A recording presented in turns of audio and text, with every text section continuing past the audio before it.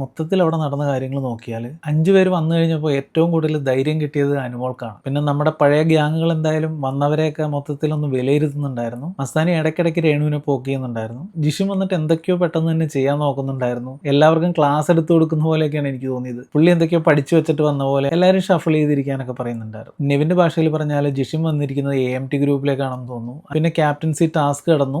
നെവിനാണ് ഇത്തവണ ക്യാപ്റ്റനായിട്ട് സെലക്ട് ആയത്. അടുത്തൊരു പ്രധാന കാര്യം നോമിനേഷൻ ആയിരുന്നു. ലാസ്റ്റ് വീക്ക് എവിക്ഷൻ ഇല്ലായിരുന്നുകൊണ്ട് ലാസ്റ്റ് വീക്കിലെ നോമിനേഷനിൽ ഉണ്ടായിരുന്നവരെല്ലാവരും തന്നെ ഇത്തവണയും നോമിനേഷനിൽ ഉണ്ടാവും. അഭിലാഷ്, ഒനീല്, ആര്യൻ, ബിന്നി, ആദില, നൂറ, രേണു എന്നിവരാണ് ലാസ്റ്റ് വീക്കിൽ നോമിനേഷനിൽ ഉണ്ടായിരുന്നവർ. കൂടാതെ അനുമോളും ജിസയിലും ഡയറക്റ്റ് നോമിനേഷനിൽ ഇത്തവണ വന്നിട്ടുണ്ട്. ഇത്രയും പേര് ഓൾറെഡി അടുത്ത ആഴ്ചത്തേക്ക് നോമിനേഷനിൽ ഉള്ളത് കൊണ്ട് ബാക്കിയുള്ളവരിൽ നിന്നാണ് നോമിനേറ്റ് ചെയ്യപ്പെട്ടത്. പുതുതായിട്ട് വന്നവർ ആരെയൊക്കെയാണ് നോമിനേറ്റ് ചെയ്തതെന്ന് നോക്കാം. സാബുമാൻ ശൈത്യയെ അക്ബറിനെയും പറഞ്ഞു, പ്രവീൺ ശൈത്യയും റെനയും പറഞ്ഞു, ജിഷിൻ ശൈത്യയും അനീഷിനെയും പറഞ്ഞു, ലക്ഷ്മി ശൈത്യയും ഷാനവാസിനെയും പറഞ്ഞു, മസ്താനി ഷാനവാസിനെയും അപ്പാനിയാണ് പറഞ്ഞത്. വന്നവരിൽ ഏറ്റവും കൂടുതൽ പേര് നോമിനേറ്റ് ചെയ്തിരിക്കുന്നത് ശൈത്യയാണ്. ഇവർ പുറത്തു നിന്ന് കണ്ടിട്ട് വന്നപ്പോൾ അനുമോള് കുറച്ച് ഹൈപ്പിൽ നിൽക്കുന്ന ആളായിട്ട് തോന്നിയിട്ടുണ്ടാവും. അപ്പൊ അനുമോളുടെ കൂട്ടത്തിൽ വലിയ ഗുണമൊന്നും ഇല്ലാതെ നിൽക്കുന്ന ഒരാളായിട്ടായിരിക്കും ശൈത്യയെ പറ്റി ഇവർക്ക് തോന്നിയിട്ടുണ്ടാവുക. അങ്ങനെ 6 പേര് വീതം അനീഷിനെ അക്ബറിനെയും നോമിനേറ്റ് ചെയ്തു. ഷാനവാസിനെയും റെനയും ശൈത്യയും 7 പേര് വീതമാണ് നോമിനേറ്റ് ചെയ്തത്. ക്യാപ്റ്റനായ ശരത്തിനെ നോമിനേറ്റ് ചെയ്തത് 9 പേരാണ്. ചുരുക്കി പറഞ്ഞാൽ പുതുതായിട്ട് വന്നവരും ക്യാപ്റ്റനായ നെവിനും ഒഴികെ ബാക്കി എല്ലാവരും ഇത്തവണ നോമിനേഷനിലുണ്ട്.